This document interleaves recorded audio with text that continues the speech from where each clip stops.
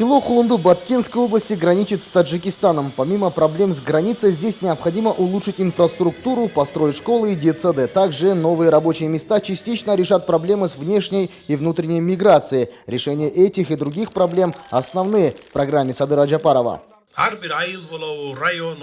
Я понимаю проблемы местных жителей. Подобная картина наблюдается во многих приграничных зонах. Эти проблемы решаемы.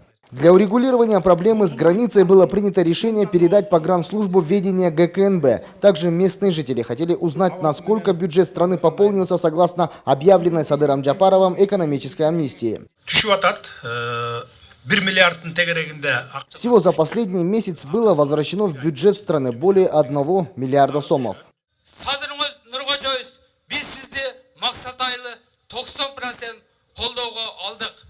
Местные жители прибыли на встречу с Садыром Джапаровым донести недовольный голос народа и просили его помочь в решении многих проблем.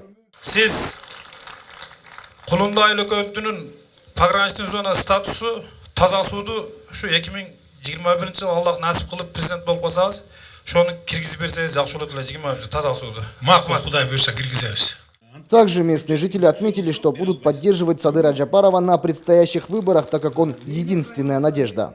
Мы пришли за Садыра Джапарова. Он честный, он за народ. Мы верим в него. Жители приграничных сел поддерживают только Джапарова. Он близок к народу, как никто другой. Садыр Джапаров молодец, только он. Я больше никого достойного не вижу.